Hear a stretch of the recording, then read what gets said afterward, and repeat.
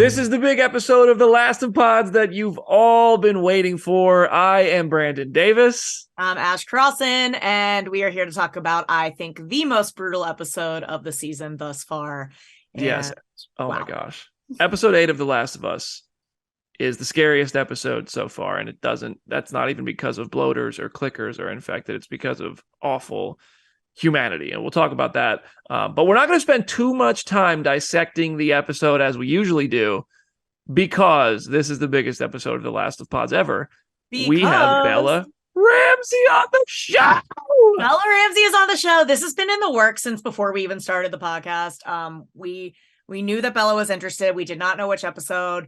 We were trying to lock it in. We didn't want to say anything to you guys just in case it fell through for some reason, but it is officially happening tonight. Bella Ramsey is here. Oh, this is basically why we started the podcast. Let's be honest. We were like, we got to talk to Bella. We got to make this happen. And here we are. And what a brutal episode to talk to Bella about. My goodness. All right, well, let's talk about the episode for a little bit here before we bring Bella into the show. I thought this episode was powerful. It was crazy. And on the heels of last week, which we agreed was a really my least. It was, I don't know if it was your least favorite. It was my least favorite episode of season 1. It's my least favorite out of all great episodes. Like, it's well, yes, like 100%. Yeah. Like that doesn't mean it was a bad episode. It just means it was my least favorite. Like, out of a selection of 8 episodes so far that are all very good, episode 7 is the least of the very good. Like, that's still like, that's not an insult. It's just, that's, I don't know. To me, it was the sidestep in the momentum that took me out of it and told a really slow story that did not progress the story forward at a point where we're late in the season. I want the story to move forward. If this had been like an extra episode, as the DLC was later, we talked about that last week. If you want to hear more about it, go listen to episode 7 of The Last of Pods.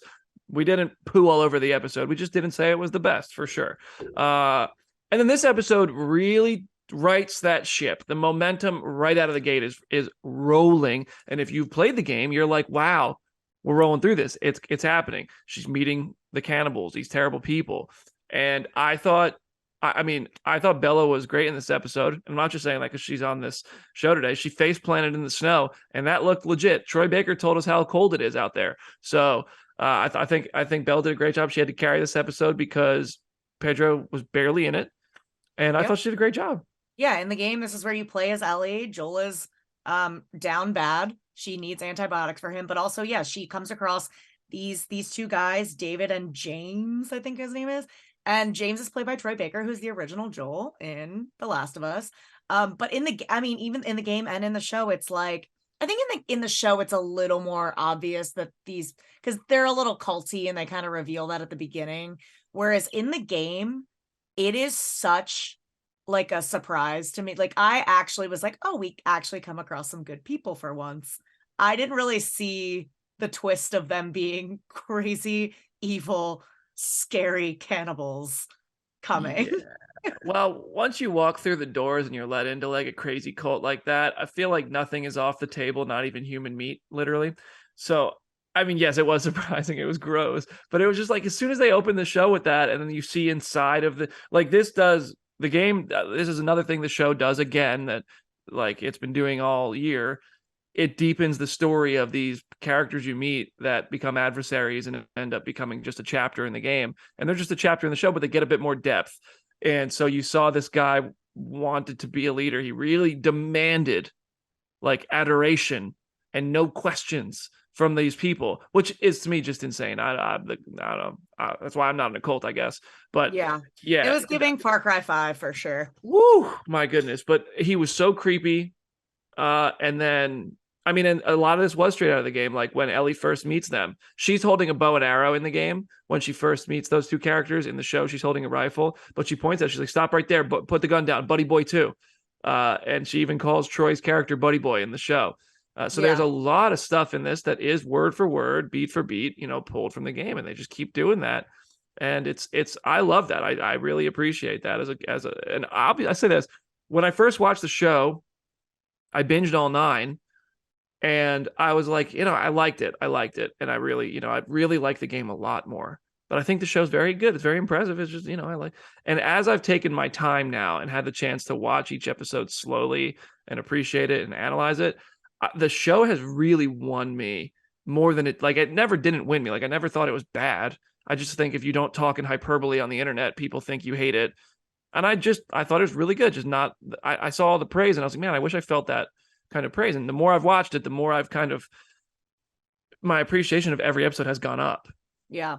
I think one of the differences, and it's a criticism that you have talked about the whole time, is that there are not enough infected or clickers. And in the game, there's this whole sequence where her and David fight a bunch of infected. They kind of like essentially bond because they're like fighting off these infected together. And then they sit down and have this conversation where she's like, wow, like you really know how to shoot, blah, blah, blah. And everything happens for a reason. Even me coming across you because you killed your little dad, killed a bunch of my friends, and and it's such a creepy moment too. It's such a jarring moment when you're like, shift of just like, yeah. And because as a gamer, I trusted this guy. We killed clickers together, bro. What the heck? We Call of Duty zombies in here and boarded up the windows and tried to keep the zombies out. And then all of a sudden, the other guy, James, walks in with a gun, and you don't see it until David is like, yeah, man, the crazy guy and the little girl. And then he's like, put the gun down, James. And then the camera pans over and you got the James from the game who was played by Troy in the show. And Troy was right. Troy said people were going to hate him. Yeah. I didn't hate him as much as David, but I hated him a lot. And yeah, this guy, I mean, I think it's even worse in the show. Like, he is so aggressive and scary with her. And at the end, like, when she reunites with Joel, it just like broke me when he grabs her from behind and she thinks it's another person coming after her. Maybe that David is somehow not dead, even though she just hacked him to death with a freaking machete.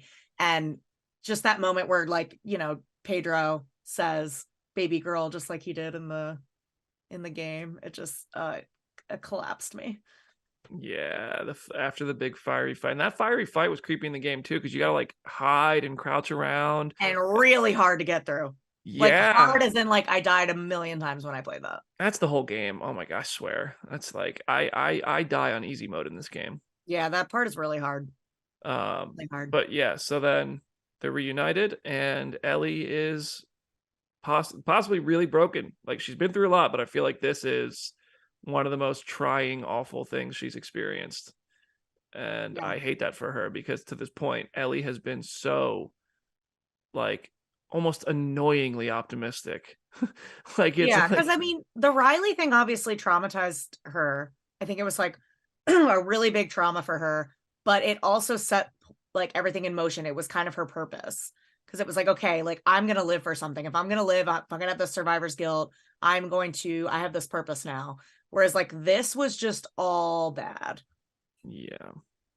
But she made it through, and she's back with Joel, and hopefully, I mean, it's The Last of Us. What could go wrong? Obviously, the good things to come. People who don't play the game and watch the show, like, will text me after and be like, what the hell is with this show? Because every week it ends on such a downer. It's like, yep, just wait. Yeah, my mom texted me. She was like, these Sam and Henry kids better not die, especially Sam. And then 40 minutes later, what the hell? And then she said, is Joel dead? She calls me up. I'm like, well, she's like, does Joel die in the game? And I was like, I don't know. She's like, is he going to survive? And I was like, I don't know. You got to keep watching. And I kind of messed with my mom. I was like, well, I'll just say this. This is the part of the game where you start to play as Ellie. And she was like, oh, no. I know, my friend, I like would not tell her whether or not Joel lived or died, because I was like, it's just, I don't know, just like messing with people. But go ahead. Okay, go ahead.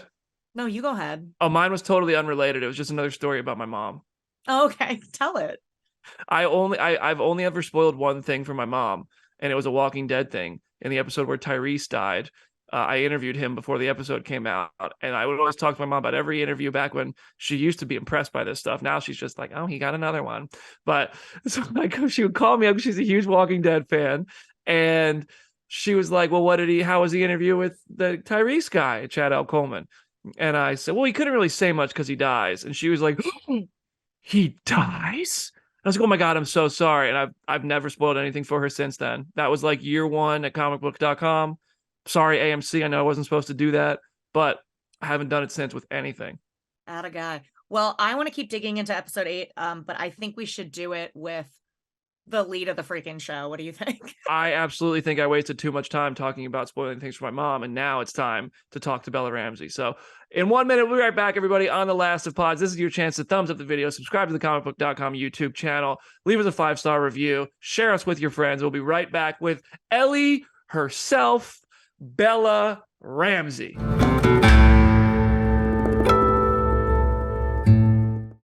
Welcome back to The Last of Pods, everybody. BD here with Ash Crossan, and we are talking about Last of Us Episode 8. This is the moment we have been waiting for longer than we've literally been admitting to you all. We've known this is happening for a minute. We are so excited. Ash, how you feeling?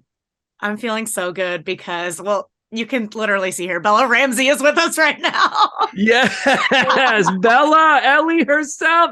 Bella, thank you so much for joining us today. Well, of course. Thank you for having me. And my cat is joining.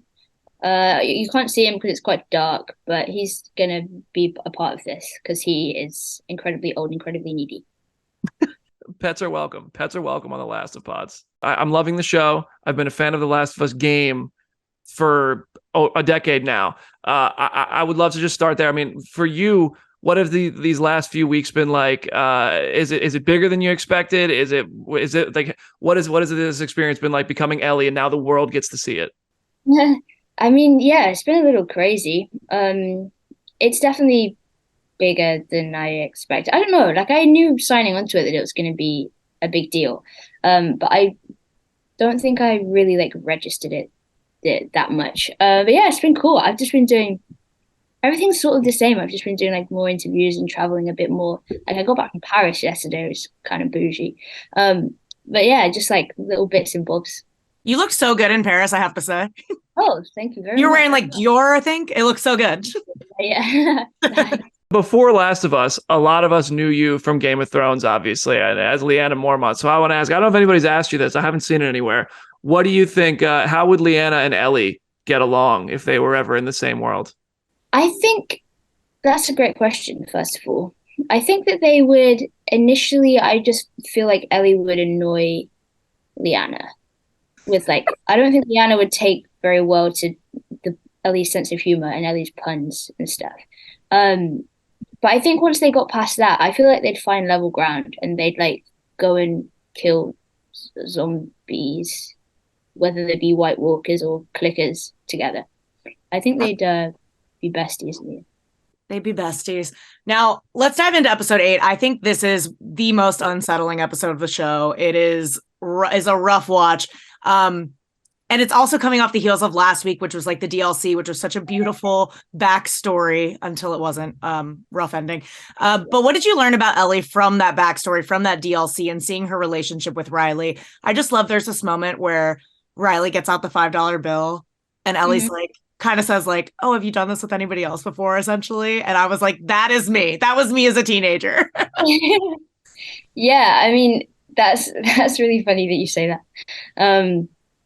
Yeah, I mean, I think that episode was really just about like what it was like for Ellie before like that experience at the end, like it's the first time she's experienced loss at the end of that episode. And then like obviously that continues and continues and continues like once she begins this journey. But yeah, this took place, I think they say like 3 weeks before Ellie first meets Joel. So I think it's just really cool to have that backstory and like to see what Ellie was like before all of this and before she knew she was immune and like just existing and having a crush on her best friend and like how that plays out. I just think it's cool and it ties in really well to her relationship with Joel and like the point that they're at.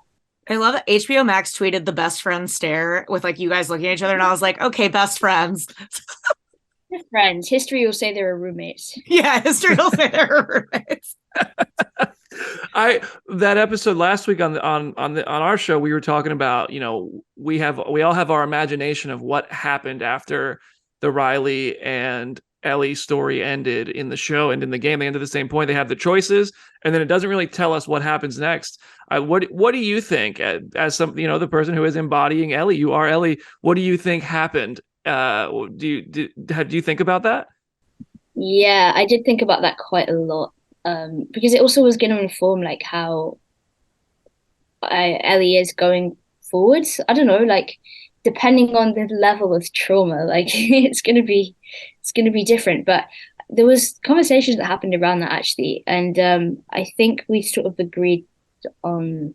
I don't know what to say because it's like I think it's up to people's imaginations really, but from our point of view, I think Ellie probably had to make a really hard decision and do something she really didn't want to do and experience great loss. And like that links back to that scene in episode 4, possibly. I lose track of the episodes. Where she's like, it wasn't my first time. Oh yeah. Seeing somebody. And yeah. It's like, could that first time have been Riley? Possibly. That's what I was thinking. And then the whole survivor's guilt of her probably just going through this whole thing of being like, why am I not turning? What is going on? Like, and even like being kept in the dark with it makes it so much more tough. Yeah. And that's why I don't want to like, I don't know if we ever did like explicitly agree, and I think it's more powerful that it's kept like unspoken and kept to people's imaginations, because I think the imagination can often be like darker than reality. Now we're getting deep. Jeez, sorry. No, you guys, you and Joel are traveling across the country. In every episode, you're in a completely different setting, and this one is the winter set. What was this set like compared to the other ones? Was it freezing? What was it like? It was pretty cold. This was in episode 8, we did the coldest day. It was -17 in February in Alberta, Canada. I mean, it was pretty rough. I mean, I loved it though, but it's also like, I think there's a clip of it in the trailer when I'm holding the gun like at those guys, at David and Buddy Boy, and that gun, that was like the real gun, because they didn't have the foam double. So I was just holding this like really freaking heavy gun in like -17 and freezing my ass off. And it got to the point where I couldn't, like, the words didn't come out properly. Like I sound weird in those scenes because it was so cold and my like vocal box froze. We were talking to Troy and he was like, I was freezing, but then there's always the crew guy in shorts. Yeah, true. Like Albertans are a different breed. That scene was like one of those scenes that was straight from the game. You too, Buddy Boy. I love that you called him Buddy Boy. You called Troy Buddy Boy. Yeah. Yeah. And this is the part of the game where it's the first time we play as Ellie because Joel got impaled. So this week and last week, you're kind of like you're in this show without Pedro. Like this is Ellie kind of on your own.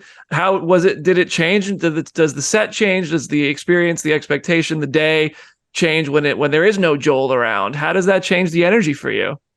It completely changes it. Like suddenly my whole last experience has been so tied to Pedro. So to like then find like how to, like, I don't know how to function on set without him was weird. I had withdrawal symptoms from being around him all the time, and his stupid jokes and him playing Xanadu on his phone endlessly. So it was it was a weird change, and I missed him. I really missed him, which I think actually worked like for the episode, and it made me also appreciate him even more when he was back. I'm like, oh yeah, I missed you. I talked to him last night at the Mandalorian premiere, and I was like, is there anything you want me to say? And he was like, just warn her about you, like about me. Oh yeah. Tell her Godspeed. I was like, okay. But also on set, Pedro wasn't there, but the original Joel Miller, Troy Baker was. I'm curious what that experience was like for you. Were you, because I know you were kind of encouraged to stay away from the game. Were you encouraged to not pick Troy's brain about Joelisms or Ellieisms at all? I mean, that wasn't really anything that was talked about. It was, I think, me and Troy had this immediate respect for each other because I had seen bits of the game, and he was obviously coming onto the show, and it was actually it was a really special experience meeting him for the first time and being like, it's like that Spider-Man meme when it's like, yeah, it felt like that. But I don't really know how much we talked about the like. I think he was basically like encouraging me that I was Ellie, you know, and I was like equally as and in awe of his Joel, and I think we just like bonded over that a little bit. We didn't talk about it a lot. We didn't pick each other's brains. We just sort of like took it as a new thing. He was singing your praises when we interviewed him. Oh, bless him. To the point where I think we actually have a little gift for you. Brandon, do you want to tee this up? We have a little message from Troy who wants to share his thoughts on how things went down in this episode. I'm terrified. Got me in the neck, dude. In the neck. And that scene was a lot longer. So my next question is to Craig. We'll talk about it.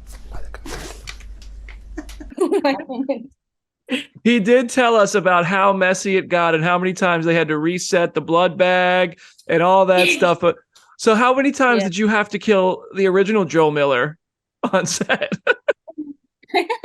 Quite a lot of times. I just remember him walking around with this like axe in his neck all day, and also me being so like desensitized to like all of this and just being like, oh, Troy has an axe in his neck. Like it didn't.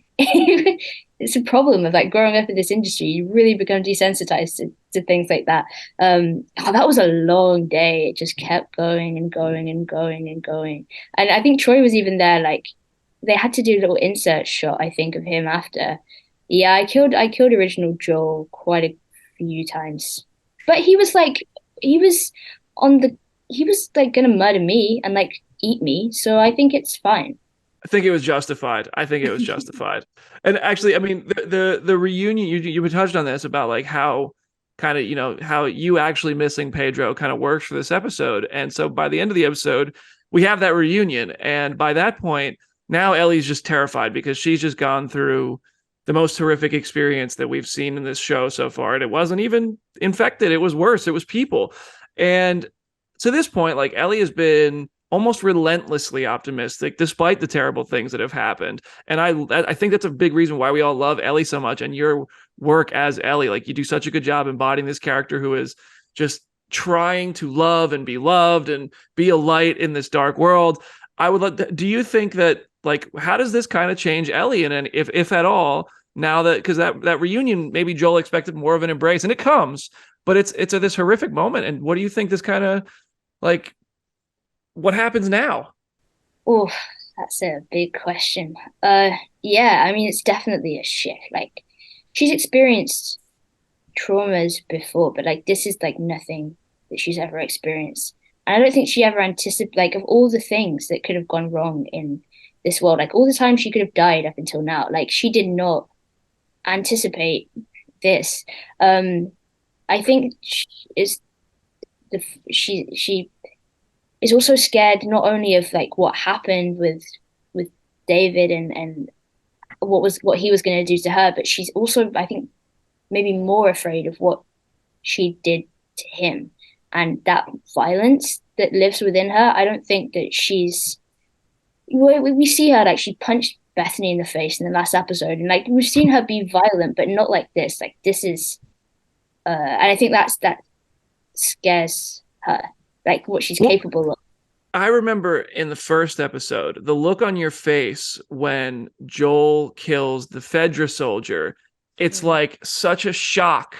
So, I mean, how different do you think? Like, I mean, it's been, I don't know the exact amount of time off the top of my head, but it's been a while you guys have been on the road.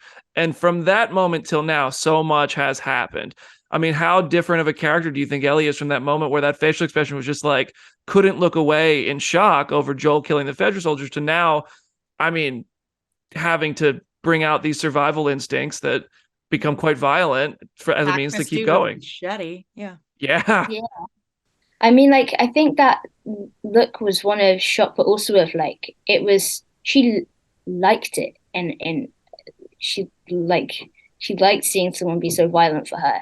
And then I knew it. Oh, I wasn't going to say it because I didn't want to be wrong, but I thought that's what was happening. That's what's happening. You called it. She was like, yeah, it's like seeing someone be so violent for her.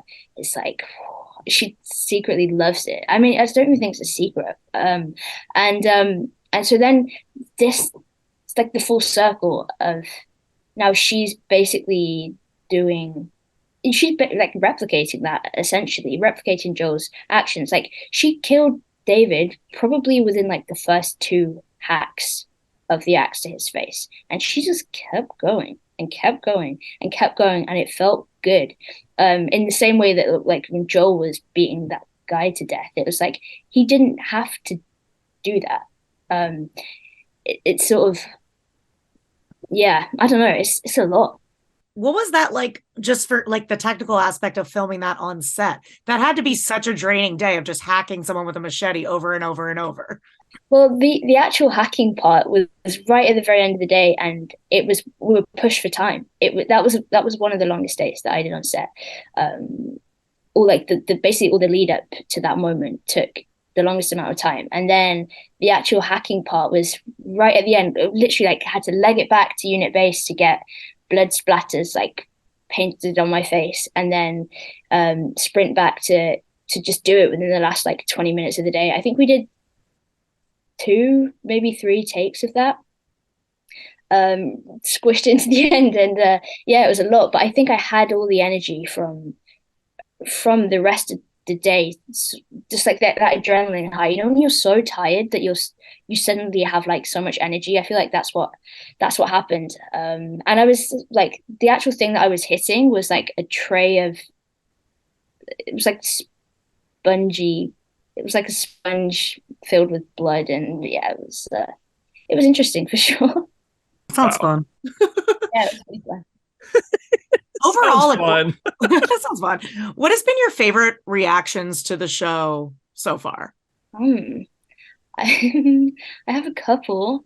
I like.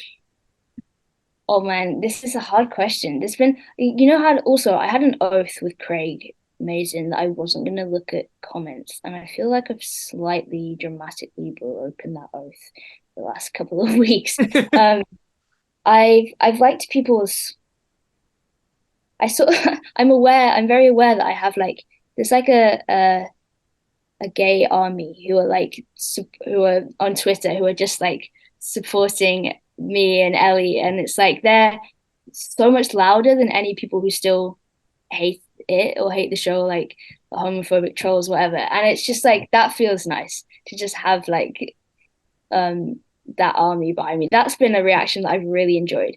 And also just people being like, I love gamers' reactions to the show. Like that's the thing that feels the most validating, is when like beloved gamers who are so invested in the game to then say like, this is so good and like lives up to all my expectations and exceeds them. Like that's the thing, that's the reaction that feels like really, really cool.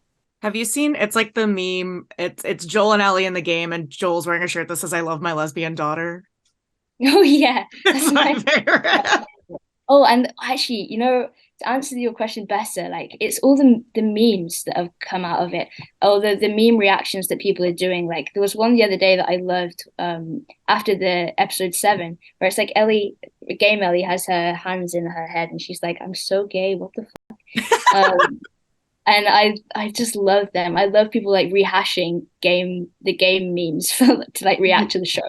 It's the best. If you search your name, it's like, because like I think a lot of people harp on like the Pedro, the daddy, the fan cams. You have so many fan cams. I feel like that's like, you made it when you have a fan cam at it. Someone who that I know who's like used to be really obsessed with Tumblr, and like apparently they like check Tumblr for me. They're like, "Oh, you're trending on Tumblr again," which is fun. Like I've never been on Tumblr, so it's I have like different people who are invested in different things, like keeping me updated on like the Tumblr fans. It's kind of hysterical. Okay, but so if you were going on Twitter or anything to be a fan of something else, what is it that you geek out about the most? I would have geeked out about if I had Tumblr when I was like watching Merlin for the first time. I would have ate it up. Like Merlin was my show. I loved it. That, and then more recently, Feel Good. Merlin and Feel Good, I would be on Tumblr for hours looking at that. No, okay, we got. I want to talk. That's not to take away from the fun of being a fan, but I do have to ask you about this episode, this show specifically. You talk about the reactions to it.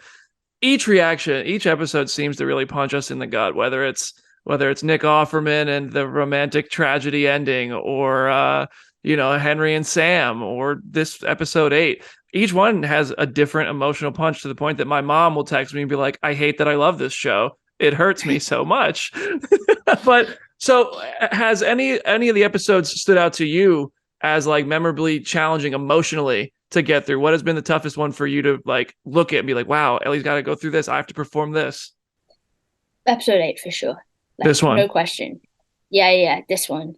It's just the most intense. Like it's Ellie surviving without Joel and surviving for Joel and enduring so much pain for him. yeah, and it was cold. Like, it was emotionally and physically. This was like the toughest episode, for sure. But I loved it. Like, I had a great time. Um, but yeah, it was. I remember reading the script, and I actually have videos of me reading the script for the first time because I was so. This is sort of a funny story.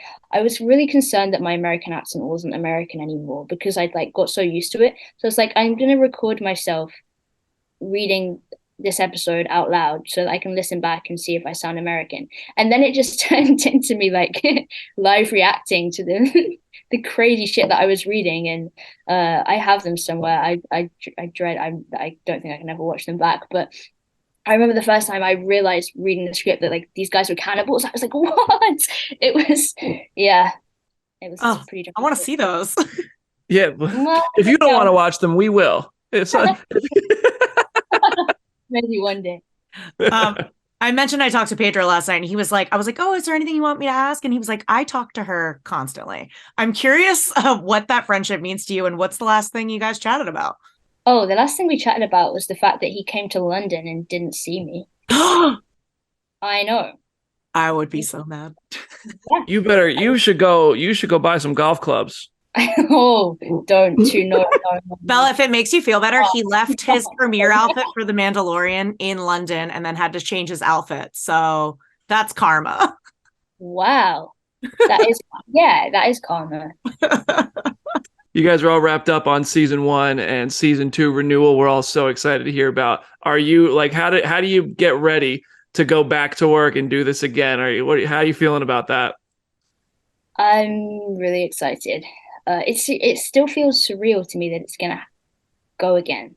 But also I'm going into it with I don't want to go into it comparing it to the experience of the first season because I'm like that's never gonna like season 1 of The Last of Us was like the best year of my life, and it's not gonna be the same. So I just have to like go into it being like, this is season 2, and I loved season 1, but this is just gonna be different. I'm really excited. I just want to be back in Canada, like with Craig, Mason, and Pedro for a little bit. It's going to be really nice. I'm really excited. We're all so terrifiedly excited for season 2, and we haven't even finished season 1 yet, but it's great. Bella, thank you so much for hanging with us on Lastopods. Thanks for having me. This was fun. This is so awesome. Right. Yay, thank you. We'll be right back in just a moment, everybody. We're going to talk about spoilers from the game and what you can expect in the season finale of The Last of Us. We'll see you in just a moment.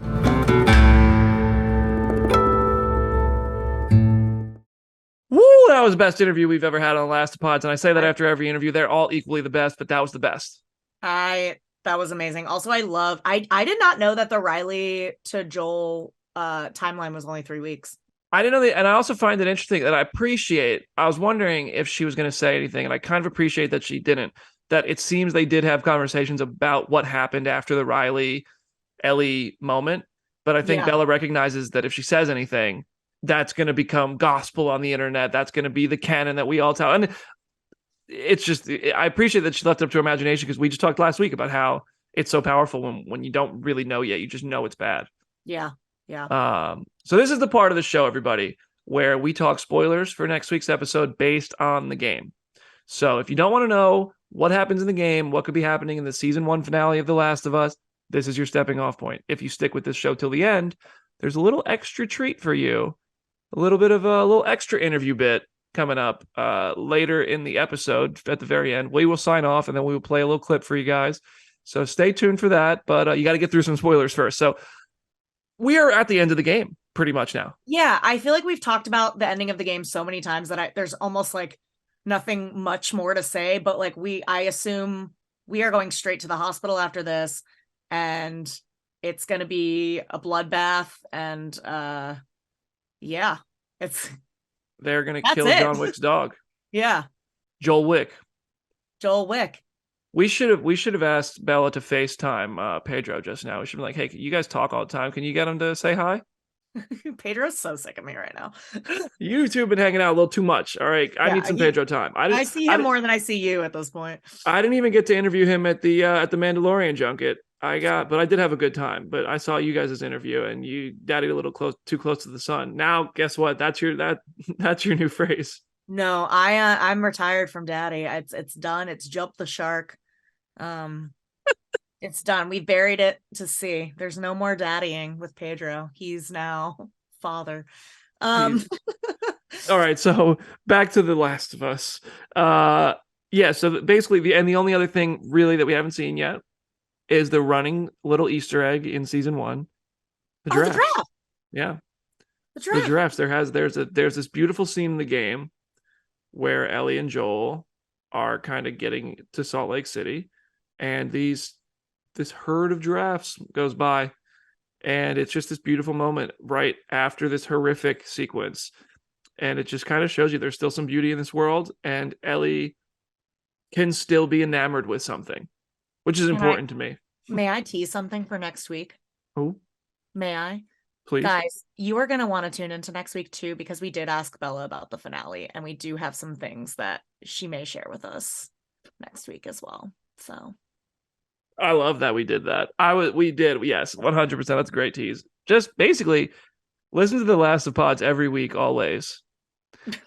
So, also, I know we've teased a bonus episode, but for now, no longer in the plans. We have one more episode of the Last of Pods next week. And it's the season 1 finale of The Last of Us. So if we are able to put together a bonus episode, we absolutely will. Right now, kind of putting those plans on hold. So yes, one more episode of The Last of Us. They're headed to the hospital. Don't mess with Joel's girl. It will be bad for you if you do, if they follow the game. That's all I got to say for this week's episode, Ash. This was incredible. I'm so glad we got to talk to Bella. This was amazing. Same. Yeah, I got nothing else. All right, well, Joe. We do have one other thing, actually. That's right. We do have one other thing. You want to tee this up? Sure. So we talked to Troy Baker a few weeks ago. I think it was like last month. But we talked to him specifically about this episode and some insight into filming it. And so we're gonna leave you with that. And we'll see you next week. That was a long day. That was my longest day on set, and I went through, I think, 8 sets of wardrobe, because there is a blood bag that is attached to a hose that somebody has on an air compressor, so that when I'm sitting there and it hits, it's it's blood and blood, and just blood and blood and blood and blood and blood, and then I hit against the wall, I slide down into my own blood, and then I sit there in my own blood. That gets very cool. All I could think about was that line in Interview with a Vampire. It goes, the blood, it gets cold so quickly, doesn't it? I was like, it really does. My blood gets really cold. And then it just soaks. And then they're like, okay. And it was like, do we need to, we're only shooting up from here. So are you fine with staying in the same pants? I'm like, yeah, I'm staying in the same pants. And it's just like, I looked like something truly awful had happened to me.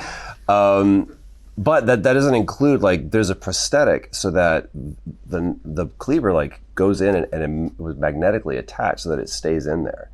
So there's this huge prosthetic that they attached that allowed for the blood to go through, so that we're not just doing fake blood. It's like it's practical, and we walked that through so many times. And that's actually Bella that's swinging that towards my neck.